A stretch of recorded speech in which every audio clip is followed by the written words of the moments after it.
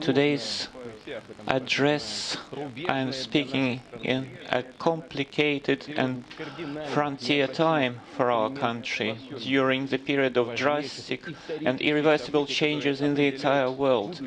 Most important historic events that determine the future of our country and our people, when each of us is liable is bound by huge responsibility.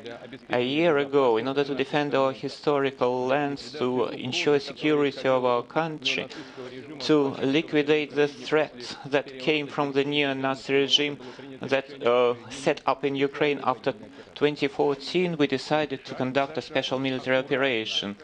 And step by step, we carefully, consistently will settle the task we are facing.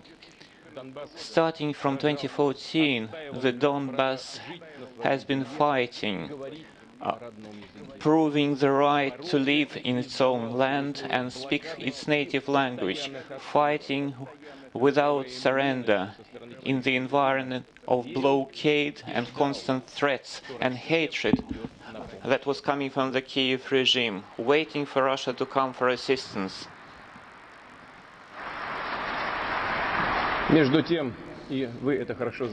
Meanwhile, and you know it very well, we were doing everything possible, really everything possible, to settle that problem by peaceful means. We were patiently negotiating about a peaceful exit from that hardest conflict, but behind our back, quite a different scenario was being prepared. The promises of Western leaders, their assurances about their adherence to peace turned out as a fraud, a cruel lie. They were just playing for time, closing their eyes to political threats, political assassinations, mistreatment of believers, encouraging Ukrainian neo-Nazis to commit terrorist attacks in the Donbass. Western academies and schools trained nationalist battalions, supplied weapons, and I want to emphasize, even before the start of the special operation, we were negotiating, Kiev and the West were negotiating the supply of tanks, airplanes, and other military equipment. We remember Kiev regime's aspirations to get nuclear weapons, and they spoke publicly about that. United States and NATO were speedily deploying their military bases, secret biological weapons, were mastering the future theater of military actions, were training the Kiev regime, the Ukraine enslaved by them, for a huge war. And now they admitted publicly, openly, without embarrassment. They look like proud of their infidelity. They call it a diplomatic show, bluff. That means all the time when the Donbass was burning, blood was shedding, when Russia was sincerely aspiring to a peaceful resolution, they were playing on people's life. They were playing by dishonest cards, as they say. That's disgusting way of fraud, of deceit is well known. They destroyed Yugoslavia, Iraq, Libya in the same manner. That they can never cleanse themselves from that disgrace. Honor is not for them.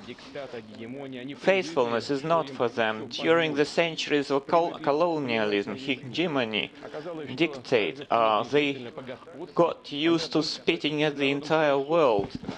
It turned out they treat their own nations in that cynical way because they deceived or were deceiving them in a cynical way about their searching for peace, adhering to UN Security Council resolutions. Ukraine and Donbass have become a symbol of total lie, principleless lie. So we stick to our position that the modern world must not discriminate between the so-called civilized countries and everyone else. We need honest partnerships that would exclude any exclusivity, to say nothing of the force. We were open to a constructive dialogue with the West. We were insisting that Europe and the entire world required an indivisible and equal security system. For many years, we were proposing to our Western partners to discuss that idea and to work for its implementation. But in response, we've got unintelligible or hypocritical statements. That's about words, but there were practical steps: the expansion of NATO towards our borders, creation of new positional areas of anti-missile defense. They wanted to cover themselves from us with an umbrella. Deployment of military contingents not only on the borders with Russia, but I want to emphasize, but it's well known, none of the countries in the world has such a great number of military bases abroad as the United States. There are hundreds of them, I want to stress hundreds, around the entire world. Well, just enough to have a look at the map. The whole world witnessed how they withdrew from fundamental agreements about disarmament. Unilaterally, did they break fundamental agreements that maintained peace on the planet? But they didn't do that for nothing. Nothing is done in vain, as it's well known. And finally, at the end of 2021, we officially sent our draft resolution to the United States and NATO regarding security on all important points. And all important points, we virtually got a point-blank denial. And then we realized that they've got an approval to conduct aggressive actions, and the threat was growing day by day.